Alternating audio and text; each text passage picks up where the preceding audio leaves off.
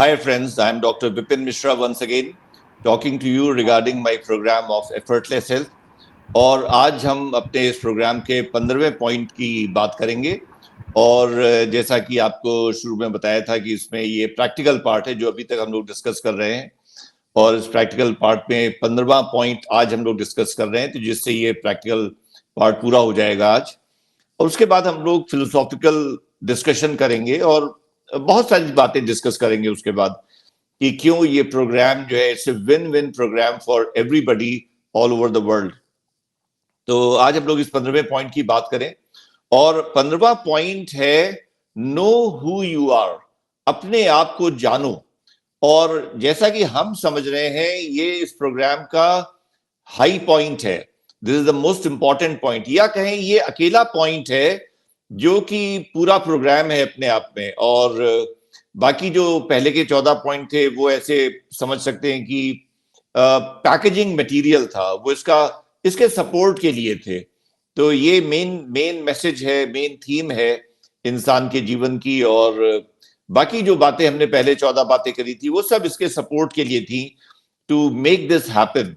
तो हमारी समझ में क्या आया पूरा का पूरा जीवन जी के और अपनी पूरी मेडिकल की पढ़ाई करके और 40 साल की प्रैक्टिस करके, कि इंसान की सिर्फ एकमात्र समस्या है, और वो समस्या ये है कि इंसान को ये नहीं मालूम है कि वो क्या है, वो क्या चीज है, वो इंसान को नहीं मालूम है। तो बहुत से लोग अपने आप को एक माइंड बॉडी सिस्टम समझते हैं कि माइंड बॉडी सिस्टम है, जो कि एक इंसान की बेइज्जती है। हम समझते हैं कि अगर उसको एक माइंड बॉडी सिस्टम माना जाए तो ये उसकी बहुत बड़ी बेइज्जती है। और निश्चित रूप से अगर किसी को अपनी पहचान सही तरीके से ना हो तो जीवन में नुकसान तो निश्चित है। तो मैं आपको एक कहानी सुनाता हूं। एक लड़का था, स्कूल में पढ़ता था, विनोद उसका नाम था, और अच्छा था पढ़ाई में। 70% से 80% के बीच में उसके मार्क्स आते थे, और खेलने में भी अच्छा था, क्रिकेट खेलता था, बैडमिंटन खेलता था, गाने गाता था, एक्टिंग करता था। मल्टी टैलेंटेड बच्चा था, टॉपर नहीं था बैच का, लेकिन फिर भी पढ़ाई में अच्छा था, और एक्टिंग का बहुत शौक था। और उसको एक बार कॉलेज का जब एनुअल फंक्शन हो रहा था और वो 12th क्लास में आ गया था, तो उसको अकबर का रोल करने को दिया गया। और उसने अकबर का रोल करने के लिए बहुत पढ़ाई करी अकबर के बारे में, और बड़े सारे वीडियोस देखे, और बहुत जानकारी ली जानकार लोगों से, और बिल्कुल अकबर की तरीके से बातें करने लगा, वैसे ही चलने लगा। और फिर जब उसका वो प्ले हुआ तो उसको फर्स्ट प्राइज मिला एक्टिंग का, और चारों तरफ उसकी एक्टिंग की बातें होने लगी, उसकी तारीफें होने लगी।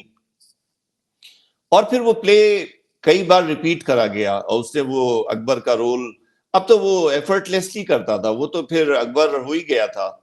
और उसके बाद उसका जब कॉलेज पूरा हो गया और वो फिर यूनिवर्सिटी में गया ग्रेजुएशन के लिए, तो वो भूल ही गया कि वो विनोद था, और वो अपने आप को अकबर समझने लगा। वो वैसे ही चलता था और वैसे ही स्टाइल से बात करता था। और उसके दोस्त लोग भी सब हंसी मजाक करने वाले होते हैं, तो वो भी उसको सब माँ बदौलत और जिले लाही इस तरीके से उसको बुलाते थे। और एक बार उसके टीचर ने कहा कि खड़े हो जाओ, तो उसने टीचर को घूर के देखा और बोला कि इस तुम्हारे जुर्म के लिए तुम्हें सजाए मौत भी दी जा सकती है। तो वो टीचर कुछ कहने जा ही रहा था, तब तक दूसरा टीचर आया, उसने कहा कि कान में उसके कि ये पागल है थोड़ा, लड़का ठीक है लेकिन थोड़ा पागल है। तो बहरहाल वो फिर आगे जीवन में कुछ नहीं कर पाया, और नेचुरली उसका जीवन जो एक अच्छा जीवन हो सकता था वो वेस्ट हो गया। तो ये कहानी सिर्फ उस विनोद नाम के लड़के की नहीं है, ये हम सबकी कहानी है।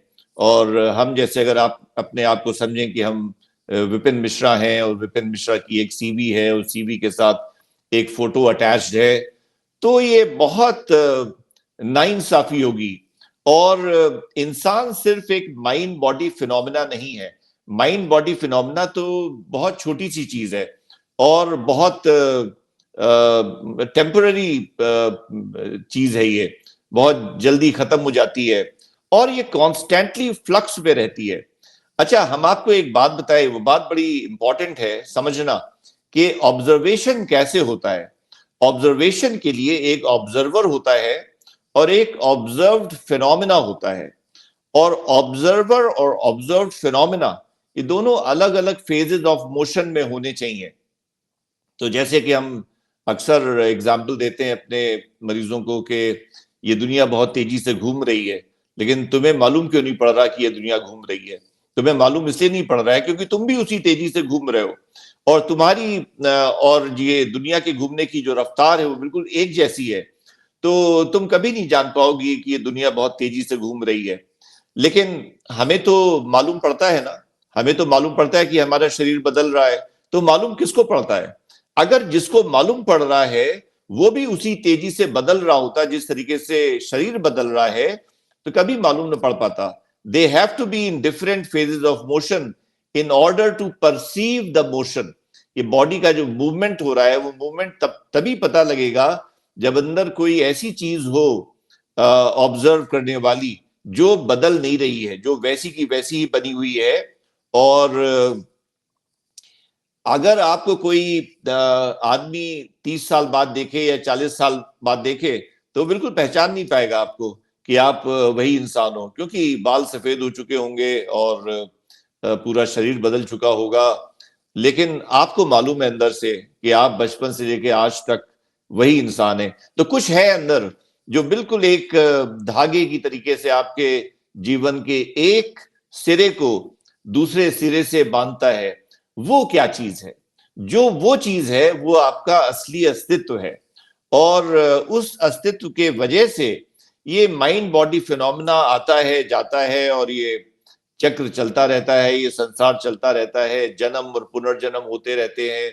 लेकिन जैसे जैसे आप उसके नजदीक आते जाओगे वैसे वैसे आपका जीवन रूपांतरित होता जाएगा। जीवन में इससे बड़ी और कोई क्रांति नहीं है कि आदमी अपने आप को जान जाए। और इसके लिए बहुत सारी कविताएं भी हुई हैं, और जो सेंट पोएट्स थे उन्होंने भी बहुत कुछ लिखा है कि कस्तूरी कुंडल बसे मृग ढूंढे बनमाही। तो जिस हैप्पीनेस को हम लोग चारों तरफ ढूंढते हैं वो अंदर ही छुपी हुई है। और वो जो हमारा अस्तित्व है वो कॉन्शियसनेस है, वो चैतन्य है। वो हमारे अंदर का जो चैतन्य है वो वैसा ही था जैसा हमारा जन्म हुआ था उस दिन, और वो वैसे ही रहेगा जिस दिन हमारी मृत्यु होगी उस दिन भी। तो अब सवाल यह है कि मालूम कैसे पड़े, उसका पता कैसे लगे कि वो हमारा चैतन्य कहाँ है, कैसा है, उसका अनुभव कैसा है। तो पहली बात तो यह है कि आपके दिमाग में जो जो भी बातें आए, जो जो भी बातें आए अपने बारे में कि जैसे मेरे दिमाग में आ सकता है कि मैं विपिन मिश्रा हूँ और मैं डॉक्टर हूँ, मेरी ये पहचान है और मेरी ये फोटो है, मेरा ये शरीर है, मेरा ये मन है, मेरी ऐसी बुद्धि है। और वो सब गलत है। वो सब बहुत टेम्पररी फिनोमेना है, वो सब बदल रहा है। It's in a constant flux. तो हम कौन से शरीर को अपना शरीर कहेंगे? हमको याद है जब हम छोटे थे 5 साल के या 6 साल के तो अलग शरीर था, और तब हम उस शरीर को अपना शरीर समझते थे। लेकिन वो तो गायब हो गया, वो गायब हो गया, लेकिन हम तो गायब नहीं हुए, हम तो अभी भी हैं। फिर हम जब कॉलेज में पढ़ने गए तब अलग शरीर था, तो उस शरीर को तब अपना असली शरीर समझते थे, लेकिन वो भी गायब हो गया। वो शरीर भी गायब हो गया, लेकिन हम तो नहीं गायब हुए, हम तो अभी भी हैं।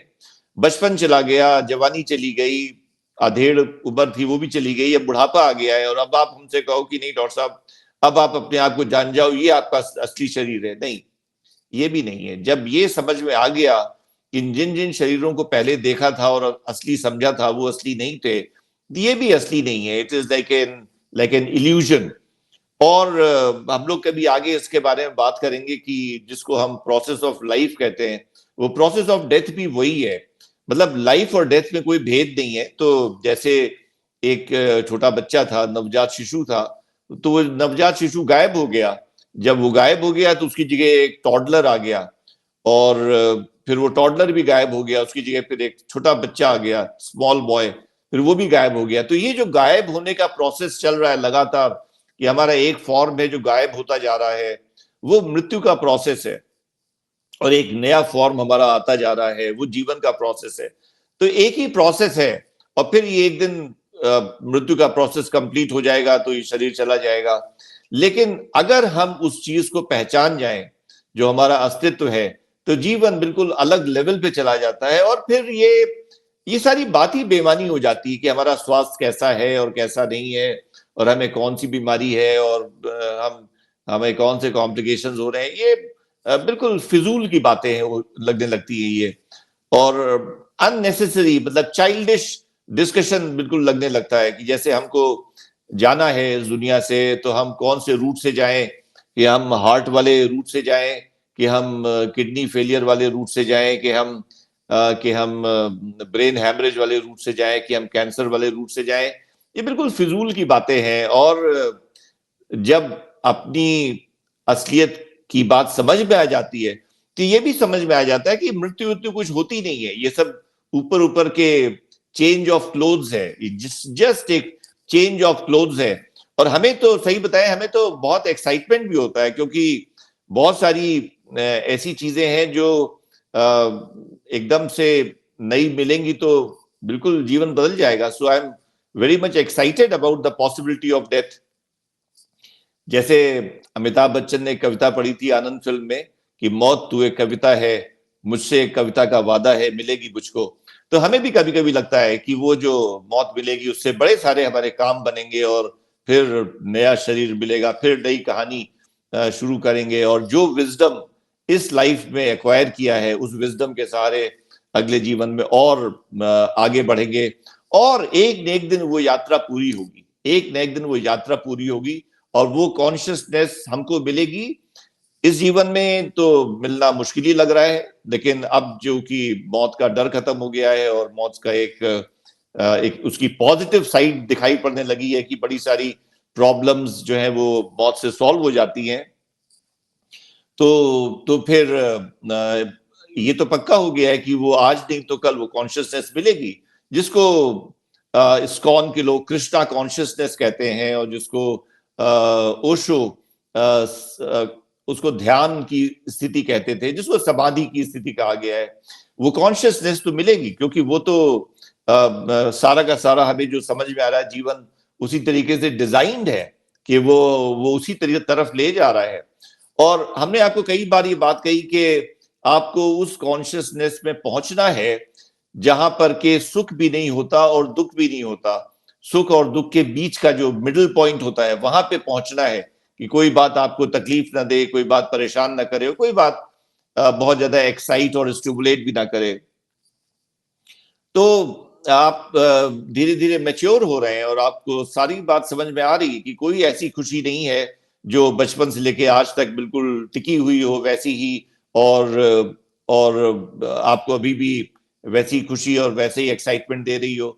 सब टेम्पररी फिनोमेना है, आता जाता है। कोई दुख ऐसा नहीं है जो कि बना हुआ है 10 साल से या 20 साल से या 50 साल से, और आपको आज भी वैसे ही परेशान कर रहा है जैसे 50 साल पहले करता था। एक कहानी थी अकबर और बीरबल की, कि अकबर बादशाह ने कहा बीरबल से कि दीवार पे कुछ ऐसा लिखवा दो कि जब हमको बहुत ज्यादा खुशी हो या एक्साइटमेंट हो तो वो भी असर ना करे, और बहुत ज्यादा जब कोई गम हो तो वो भी असर ना करे। तो बीरबल ने दीवार पे लिखवा दिया कि ये समय बहुत जल्दी बदल जाएगा, ये समय बहुत जल्दी बदल जाएगा। अगर ये बात हम लोग हमेशा ध्यान रखें तो कोई हैप्पीनेस ऐसी नहीं है जो परमानेंट है, और कोई सैडनेस ऐसी नहीं है जो परमानेंट हो। तो अब सवाल ये है कि उस कॉन्शियसनेस के बारे में हम लोग थोड़ा बात करें। और हम आजकल एक सेंट को बहुत फॉलो कर रहे हैं, उनका नाम है स्वामी सर्वप्रियानंद। तो उन्होंने कुछ एग्जाम्पल देके बात समझाई जो बिल्कुल समझ में आ गई हमको। तो उन्होंने ऐसे बोला कि ऑब्जर्व, ऑब्जर्वर और ऑब्जर्व फिनोमेना, ये दो चीजें होती हैं, ये सेम नहीं हो सकते हैं। तो जैसे हम ऑब्जर्वर हैं और हमारे सामने ये फोन रखा हुआ है जिसपे हम ये रिकॉर्डिंग कर रहे हैं, तो फोन जो है ये ऑब्जर्व फिनोमेना हो गया। तो हम ऑब्जर्वर हैं और ये फोन जो है ये ऑब्जर्व फिनोमेना है। तो ये बात पक्की है कि हम ये टेलीफोन नहीं है, हम ये फोन नहीं है। हमारे सामने कुछ और भी ऑब्जेक्ट्स रखे हुए हैं और टेबल रखी हुई है और हम ऑब्जर्वर हैं, तो ये पक्का है कि हम वो टेबल नहीं है। तो वैसे ही हम अपने शरीर को देख रहे हैं और शरीर को बचपन से लेके अभी तक बदलते हुए देख रहे हैं, तो हम ऑब्जर्वर हैं।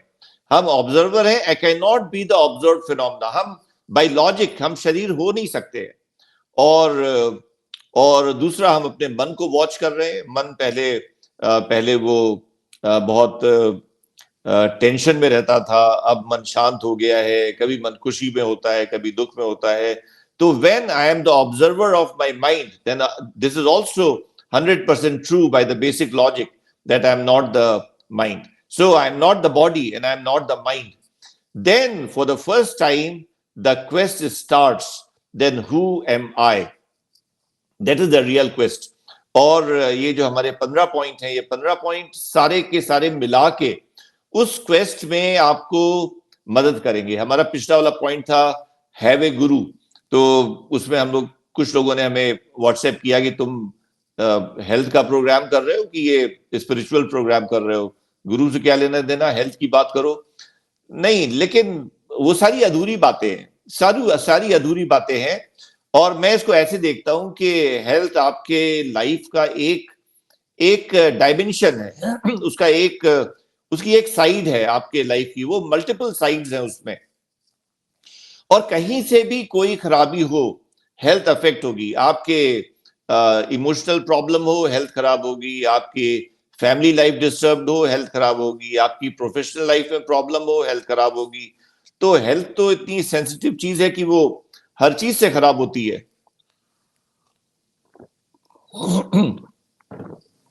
तो इसलिए हमने ये होलिस्टिक प्रोग्राम डेवलप किया है।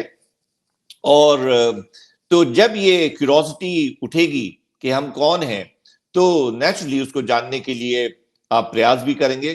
तो हमने अभी जो थोड़े दिनों पहले स्वामी सर्वप्रियानंद का एक वीडियो देखा, उसमें उन्होंने एक बहुत बढ़िया बात बताई, और उसमें उन्होंने राजा जनक के लाइफ का एक उदाहरण दिया। तो राजा जनक मतलब सीता जी के पिता, और जो मिथिला के राजा थे, और बड़ा नाम था, और बहुत बड़े स्पिरिचुअल व्यक्ति थे, और प्रजा का बहुत ध्यान रखते थे। उनके यहाँ ऋषियों की सभाएं होती थी। उन ऋषियों की सभाओं में शास्त्रार्थ होते थे। और तो राजा जनक का वो शौक था, वो डायमेंशन था उनका।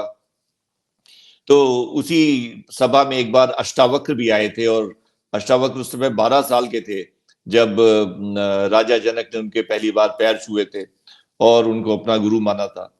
तो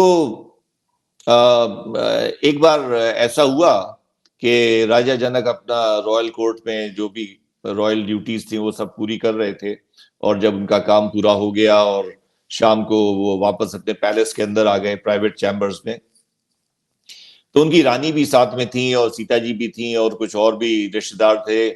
तो बातें हो रही थी, खाना वाना हो रहा था, डांसेस हो रहे थे, वो लोग वॉच कर रहे थे। और फिर उनका जब सोने का वक्त आ गया, तो उन्होंने कहा कि ठीक है, अब हम सोने जा रहे हैं, और वो सोने चले गए।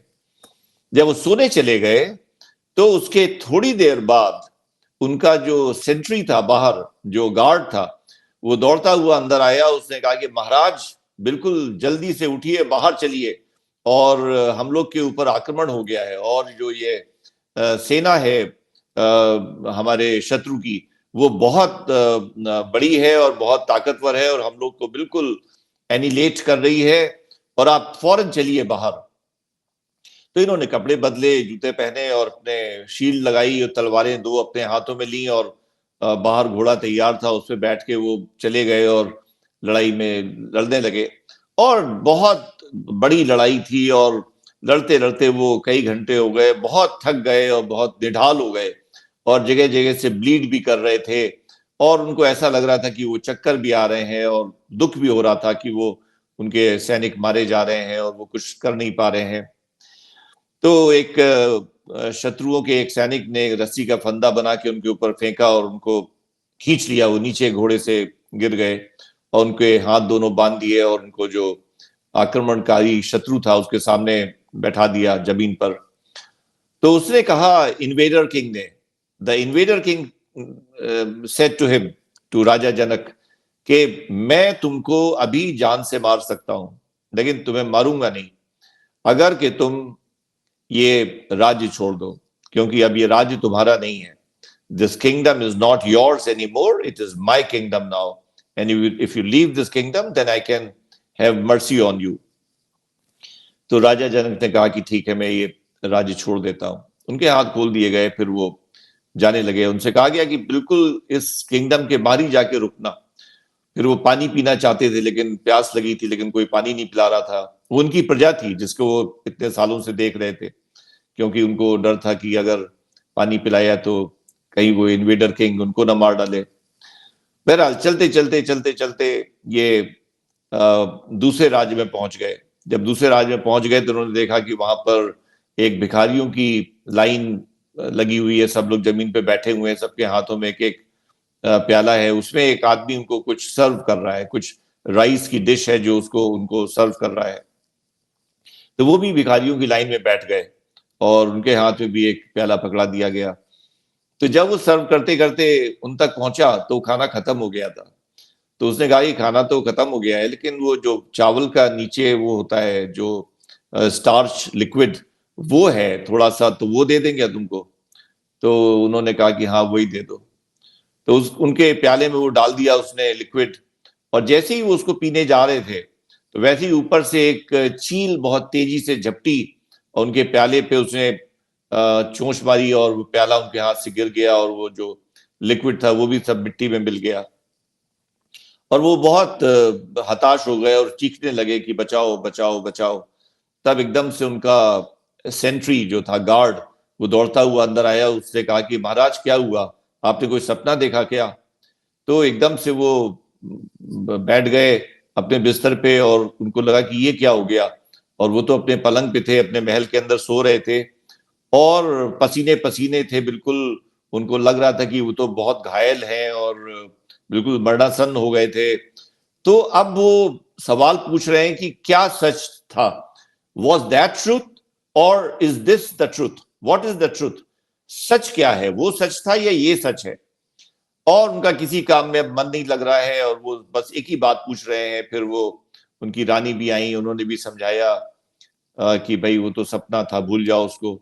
उसने कहा नहीं, बात वो नहीं है. बात ये है कि जब हम देख रहे थे तब वो सपना नहीं लग रहा था, तब वो सच लग रहा था. तो असली सच है क्या? तो फिर उनके गुरु को बुलाया गया. अष्टावक्र आए. तब तक वो नहा धो के तैयार होके अपने रॉयल कोर्ट पे आके बैठ गए थे. तो अष्टावक्र भी उनके साथ बैठाए गए आदर के साथ. अष्टावक्र ने पूछा कि जनक बताओ क्या हुआ. तो उन्होंने सारी बात बताई.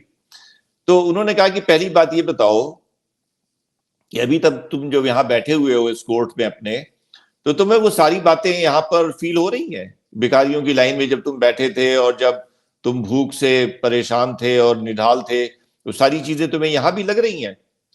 तो जनक ने कहा नहीं, वो सारी चीजें तो यहाँ कुछ भी नहीं है, उनमें से तो कुछ भी यहाँ पे नहीं है. तो अष्टावक्र ने कहा तो वो तो मिथ्या था, that was just an illusion. तो उन्होंने कहा कि लेकिन फिर वो तो जब देख रहे थे बिल्कुल सच की तरह से लग रहा था. तो अष्टावक्र ने कहा तो दूसरी बात बताओ कि जब तुम वहां पर भिखारियों की लाइन में बैठे हुए थे और जब तुम बिल्कुल हताश थे, निढाल थे और बिल्कुल लग रहा था कि मृत्यु के कगार पे हो, तो वहां पे तुम्हारा ये रॉयल कोर्ट था, ये तुम्हारे सारे मंत्री और तुम्हारे सारे सेक्रेटरीज और आर्मी जनरल ये सब वहां पे थे तुम्हारे साथ.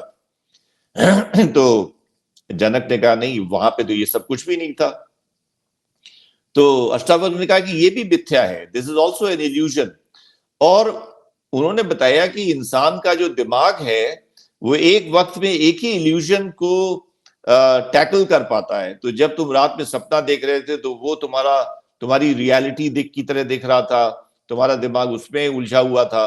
अब तुमको ये संसार रियलिटी की तरह दिख रहा है और तुम्हारा दिमाग इसमें उलझा हुआ है. तो अष्टावक्र ने उनसे कहा कि neither that was true nor this is true, both are illusions. तो राजा जनक ने कहा कि फिर सत्य है क्या? तो अष्टावक्र ने कहा कि अब मैं तुमसे एक और सवाल पूछता हूं. तुम ये बताओ कि जब वो सब तुम्हारे साथ हो रहा था युद्ध में, तब तुम थे वहां पे? तो राजा जनक ने कहा हाँ मैं तो था वहां पे. तो उन्होंने कहा अच्छा ठीक, अब ये बताओ कि अब यहाँ पे महल में चारों तरफ तुम्हारे लोग बैठे हुए हैं, तुम्हारा महल है, तुम्हारा सिंहासन है और तुम्हारे सारे मंत्री लोग हैं, तुम यहां पर भी हो? तो उन्होंने कहा हाँ, हम तो हैं यहां पर और हम सब देख रहे हैं, हम सब फील कर रहे हैं। तो अष्टावक्र ने कहा कि then you are the truth, you are the truth, because you are the common factor. तुम वहां भी थे और तुम यहां भी हो। वो भी इल्यूजन था, उस इल्यूजन को तुम देख रहे थे एज ए विटनेस, और ये भी इल्यूजन है लेकिन तुम इसको भी देख रहे हो as a witness. You are the truth. तो राजा जनक ने पूछा कि फिर मैं क्या, कौन हूं, मैं क्या हूं? तो अष्टावक्र ने कहा कि that is the right question, that is the right question to ask कि मैं क्या हूं। और अगर तुम जानना चाहोगे तो निश्चित रूप से वो कॉन्शियसनेस तुम्हें पता लगेगी। वो कॉन्शियसनेस तो तुम्हारा अस्तित्व है, वो तो, उसको जानना तो तुम्हारा स्वभाव है। वो तो अच्छा, खास बात यह है कि हम लोग ये बात कई बार कह चुके हैं कि जीसस क्राइस्ट के वर्ड्स हैं कि that kingdom of heaven belongs to those who become child like. तो बच्चे का क्या है? बच्चे का तो कुछ कोई भविष्य है नहीं, कोई भूत है नहीं, बच्चा तो हमेशा वर्तमान में रहता है। तो आजकल जैसे हमारी ग्रैंड डॉटर है, अब तो 2 साल 10 महीने की हो गई, तो बहुत कुछ हम उससे सीख रहे हैं। तो बच्चे तो हमें बहुत कुछ सिखाते हैं, हमें वैसे ही दोबारा से हो जाना है जैसा हम शुरुआत में थे।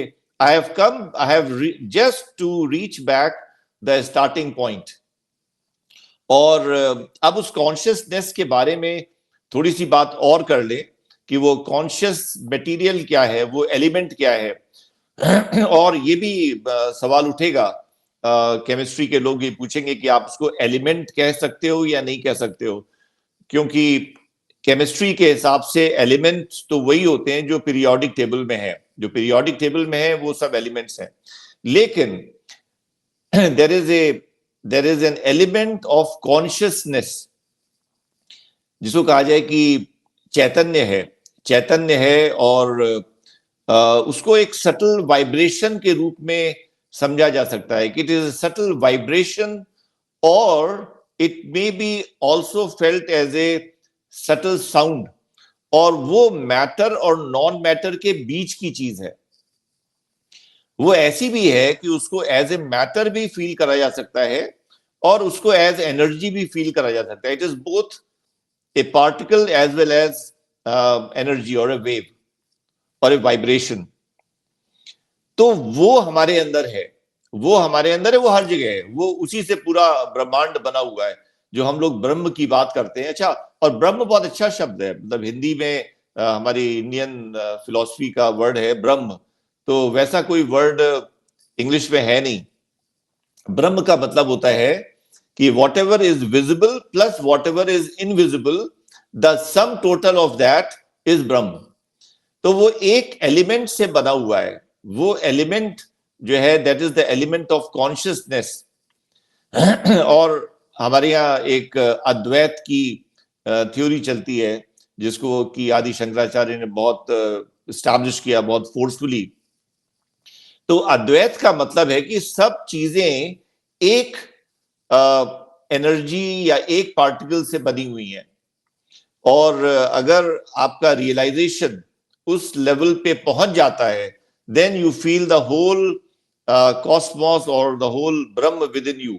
क्योंकि ये हमने इसको एक एग्जाम्पल के रूप में ऐसे समझा, और ये एग्जाम्पल हमने शायद किसी ओशो की किताब में पढ़ा था कि एक ग्लेशियर है पहाड़ों की ऊंचाई पर, और वो ग्लेशियर कोई भूकंप आता है तो उसमें टूट जाता है, और बहुत बड़ा ग्लेशियर सेवरल फीट थिक वो ऊपर से नीचे गिरता है, और नीचे नदी बह रही है, वो उस नदी में तैरने लगता है।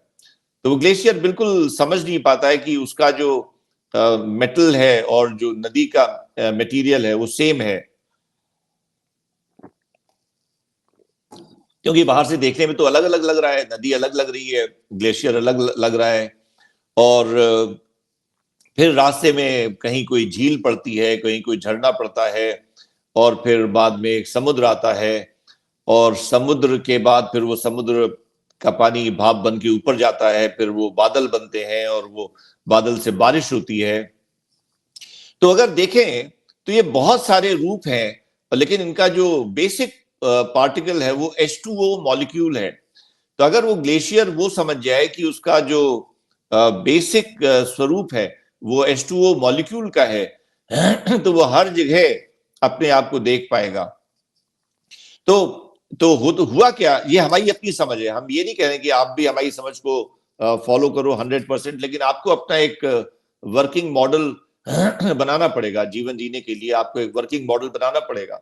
और हम किसी से ये नहीं कहते कि कोई भी हमसे एग्री करे, और ये तो बहुत हाईएस्ट लेवल की फिलॉसफी है, इस पे तो एग्री करने का कोई मतलब ही नहीं है, unless until you are 100% convinced with that. तो जैसे जो कॉन्शियस मटेरियल है वो हाइपर रिएक्टिव है, तो वो म्यूटेट करता रहता है। म्यूटेट का मतलब है अपनी फॉर्म चेंज करता रहता है, ये उसका स्वभाव है। और ऐसा ही उसका स्वभाव हमेशा से था, लाखों सालों पहले और लाखों सालों बाद भी वैसे ही रहेगा। तो जब म्यूटेट करता है तो उससे मैटर बनता है, उससे एटम्स बनते हैं। जब एटम्स बन जाते हैं तो उनका अपना एक बिहेवियर होता है, फिर वो रिएक्शन शुरू करते हैं, तो उससे फिर मॉलिक्यूल बन जाते हैं, उससे फिर मॉलिक्यूल बन जाते हैं, फिर मॉलिक्यूल का अपना बिहेवियर होता है, उससे फिर लार्जर मॉलिक्यूल्स बनते हैं, फिर उसमें जब लार्जर मॉलिक्यूल्स और मल्टीपल मॉलिक्यूल्स मिलके और कॉन्शियस मटेरियल एक साथ आ जाते हैं, तो फिर वो लाइफ आ जाती है। लेकिन अल्टीमेटली हर चीज के बेस पे, जैसे पानी का कोई भी फॉर्म हो, सबके बेस पे H2O का मॉलिक्यूल है जो इनविजिबल है। वो H2O का मॉलिक्यूल दिखाई नहीं पड़ता है, लेकिन वो हर चीज के आरंभ में पानी का कोई भी फॉर्म हो उसमें वही है। तो इस ब्रह्म में कोई भी फॉर्म हो, सबके बेस पे वही कॉन्शियसनेस वाला एलिमेंट है या वेव है या एनर्जी है, उसको जो भी कहें। तो वो जब तक नहीं हम लोग पा लेते हैं, तब तक हमारी जर्नी जो है खत्म नहीं होती। और वो पाई जा सकती है जब हमारे मन के सारे वेग खत्म हो जाएं, जब हमारे जीवन का सारा एफर्ट खत्म हो जाए। एफर्टलेसनेस का मतलब ये है कि that there is no future. और हम कभी आगे जब डिस्कशन होंगे तो ये बात बताएंगे कि टाइम कैसे अपीयर होता है, और टाइम का जो एहसास इंसानों को होता है वैसा टाइम का एहसास किसी को नहीं होता है। और टाइम वैसे तो कुछ होता ही नहीं है, there is nothing like time. और फिर हम लोग के लिए वो है हमारी कॉन्शियसनेस का बाई प्रोडक्ट है, वो टाइम बन जाता है, फिर वो पास्ट प्रेजेंट और फ्यूचर बन जाता है। तो हम लोग को उस कॉन्शियसनेस में पहुंचना है जहां पर कि कोई फ्यूचर नहीं होता और कोई एफर्ट नहीं होता, सब कुछ स्पॉन्टेनियस है, सब कुछ अपने आप है। जैसे एक बच्चे के जीवन में सब कुछ अपने आप होता है। और तुम एक बच्चे को सोते हुए देखो रात में, तो उसको सोते हुए देखोगे तो लगेगा बिल्कुल ऐसा जैसे कि कोई कल नहीं होने जा रही है, और ये बिल्कुल चैन की नींद सो रहा है। और इंसान के लिए हमेशा फ्यूचर होता है, और फ्यूचर में बड़े सारे प्रोग्राम्स होते हैं, चैलेंजेस होते हैं, कुछ पाना होता है। लेकिन जैसे जैसे आप जीवन को समझने की कोशिश करोगे और जीवन और समझ में आता जाएगा, और जैसे जैसे आपकी अंदर की ये डिजायर बढ़ती जाएगी कि हम अपने आप को जान जाएं कि हम कौन हैं, वो कॉन्शियसनेस फील हो जाए, तो सारे विचार खत्म हो जाते हैं। तो अब हमको किसी से बुरा नहीं लगता, कोई कहता है वो हमारे विचारों से एग्री नहीं करता है, तो हम जानते हैं कि बिल्कुल ठीक बात है, एग्री करना भी नहीं चाहिए। मतलब एग्रीमेंट सिर्फ एक बात पे हो सकता है, वो है डिसएग्रीमेंट पे, क्योंकि सबकी बनावट अलग अलग है, सबको दुनिया अलग तरीके से दिखाई पड़ रही है, तो एग्रीमेंट का तो कोई सवाल ही नहीं है। एग्रीमेंट तो तभी होता है जबकि बुद्धि कम हो। अगर बुद्धि कम है तो एग्रीमेंट हो जाएगा, लेकिन अगर आदमी बुद्धिमान है और हर एक चीज को बिल्कुल गहराई से समझने की कोशिश कर रहा है, तो कहीं एग्रीमेंट नहीं होता है। Disagreement is the only point of agreement. तो हम अभी यहीं पर खत्म कर रहे हैं, और इसमें आज हमारे इस प्रोग्राम के बाद हमारा जो प्रैक्टिकल पार्ट है इस प्रोग्राम का, वो प्रैक्टिकल पार्ट पूरा हो गया। और फिर हम लोग नेक्स्ट वीक से फिलोसॉफिकल पार्ट डिस्कस करेंगे। Najaf and Javed, over to you. और कोई सवाल हो तो अब आप लोग पूछिए। हाँ डॉक्टर साहब, थैंक यू सो मच। ये सेशन काफ़ी इंटरेस्टिंग भी रहा और काफ़ी नॉलेजफुल भी रहा। मेरे दो छोटे छोटे सवाल हैं, और वो सवाल इसलिए हैं क्योंकि जिस इन्वायरमेंट में या जिस सिचुएशंस में आज की लाइफ है, वो थोड़े से टिपिकल हैं। तो मैं बस दो चीज समझना चाहूंगा। पहला ये कि वो आपको क्या लगता है कि वो कौन से कॉमन फैक्टर्स हैं जो एज अ बैरियर काम करते हैं एक इंडिविजुअल की सेल्फ डिस्कवरी में। तब मैं अपना क्वेश्चन रिपीट करता हूँ। सो हम्म बेसिकली मैं क्या समझना चाह रहा हूँ कि आज की जो परिस्थिति है जिसमें सबके पास अपने पर्सनल प्रोफेशनल गोल्स हैं, उसमें वो कौन से कॉमन फैक्टर्स या कौन से कॉमन बैरियर्स हैं जो बेसिकली एक इंडिविजुअल को अपनी सेल्फ डिस्कवरी में रोकते हैं, ब्लॉक करते हैं। ब्लॉक करते हैं। नंबर टू, जो उसी को कंटिन्यू करें तो एक सवाल और भी बनता है कि करंट सिनेरियो में अगर कोई अपने आप को डिस्कवर कर भी लेता है बाय एनी चांस, तो उसके बाद उसका रिजल्ट क्या होना है। क्योंकि मैं जितना समझता हूँ, जैसे हम लोग, आपने बुद्ध की बात की, तो बुद्ध ने अपने आप को समझा और उन्होंने सब कुछ छोड़ दिया और वो दूसरों को समझाने के लिए चले गए, राइट।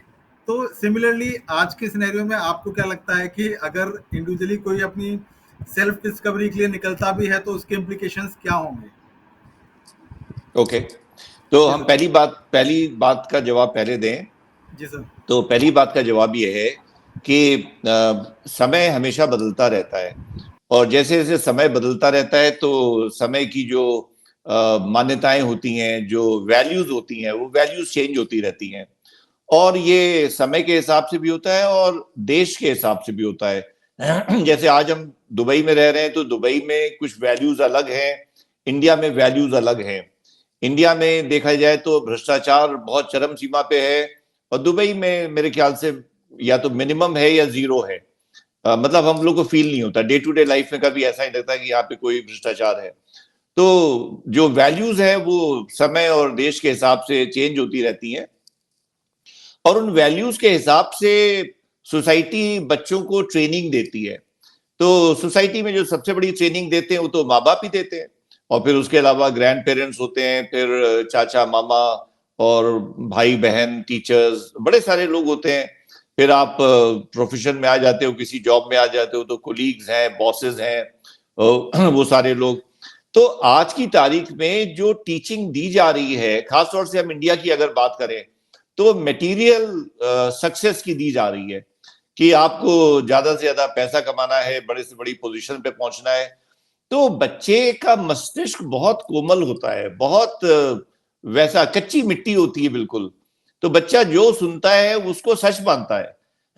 मतलब हम आपको एक बात बताएं कि हमारी ग्रैंड डॉटर, चूंकि हम लोग पास पास ही रहते हैं, हमारी डॉटर और हमारा घर बिल्कुल 2-3 मिनट के डिस्टेंस पे है। तो वो स्कूल जाती है नीचे, और हमारी वाइफ से वो बहुत अटैच्ड है, बहुत ज्यादा अटैच्ड है।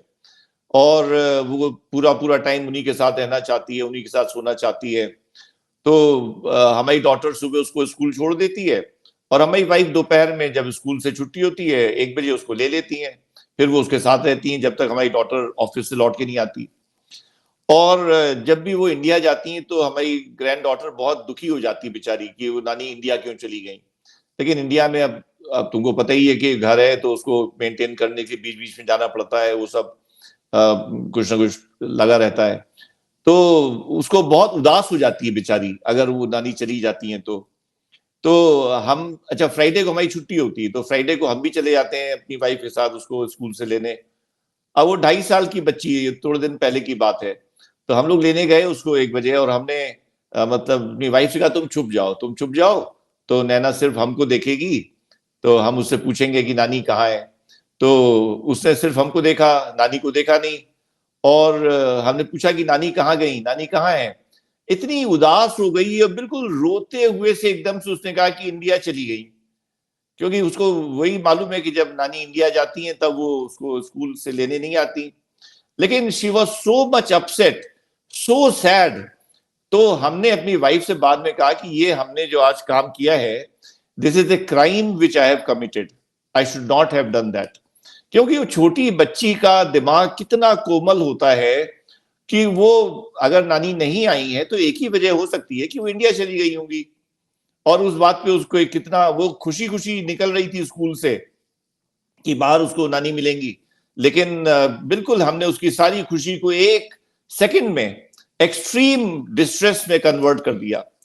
तो ये जो छोटे बच्चे धीरे, अच्छा ये तो साइकोलॉजिस्ट ये बात कहते ही हैं कि जो बच्चा 3 साल का होता है तब तक आते आते उसकी पूरी जिंदगी की कहानी लिखी जा चुकी होती है, उसकी पर्सनैलिटी पूरी बन चुकी होती है उस शुरू के 3 सालों में। बिल्कुल कच्ची मिट्टी की तरह ये बच्चे होते हैं, इनके ऊपर तुम उंगली रखो तो तुम्हारी उंगलियों के निशान पड़ जाएं, ऐसा इनका कोमल चित्त होता है। और फिर उनको शुरू से ये बताया जाए कि तुम्हें क्लास में फर्स्ट आना है और कंपटीशन की वो दी जाए शिक्षा कि तुम्हें हर चीज में फर्स्ट आना है और तुम्हें सबसे आगे रहना है।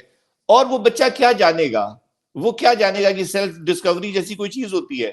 तो जो ऑब्स्टिकल तुम कह रहे हो कि आज की तारीख में कौन से ऑब्स्टिकल्स हैं, ऑब्स्टिकल्स नहीं है बहुत सारे, एक ही ऑब्स्टिकल है कि हर बच्चे को जो शिक्षा दी जा रही है उसमें सेल्फ डिस्कवरी नाम की चीज ही नहीं है।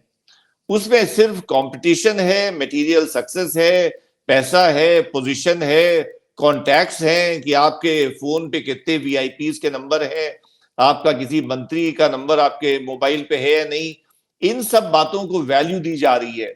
और आप घर से बाहर निकलो तो क्या चीजें दिखाई पड़ रही हैं, इश्तिहार किस चीज के लगे हुए हैं कि 1+1 फ्री, कि मतलब मटेरियल ज्यादा से ज्यादा कमाओ, ज्यादा से ज्यादा फायदा बनाओ अपना। तो कहां से बच्चा फिर वो जवानी तक पहुंचते पहुंचते वो उसके मन में ये बात आ जाएगी कि हमको सेल्फ डिस्कवरी करनी है।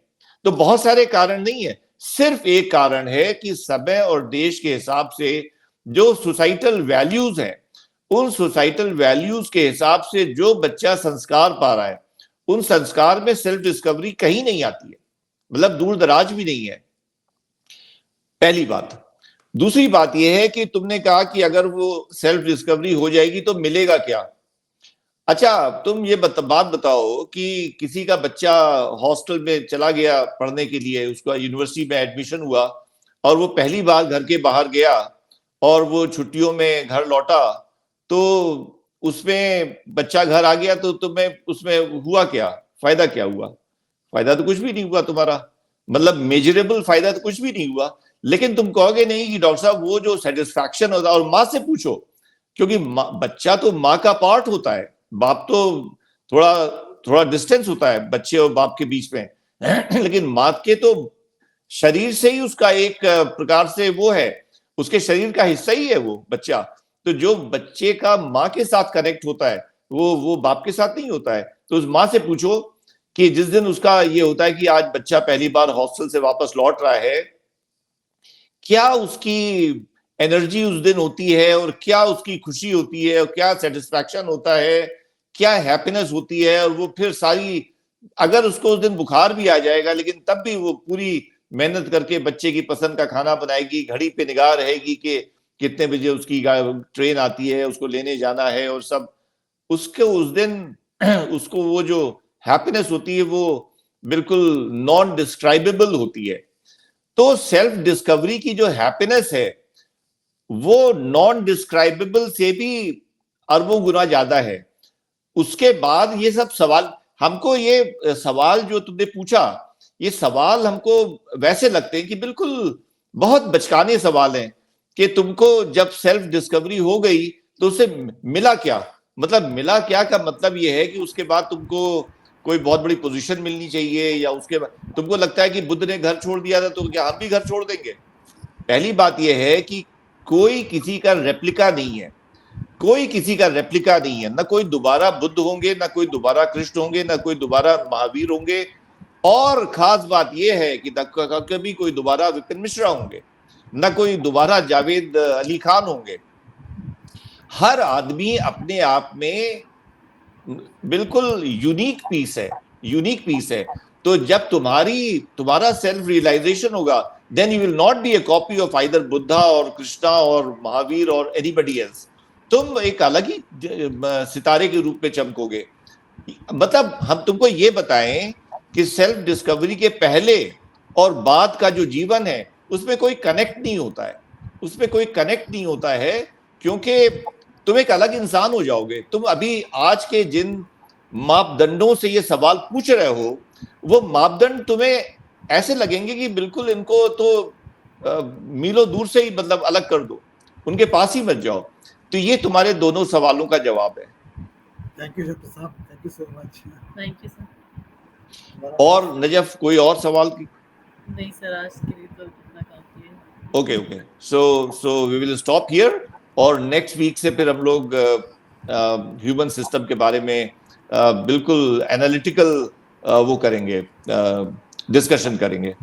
सो thank you very much, good bye and good night. Good night. Thank you.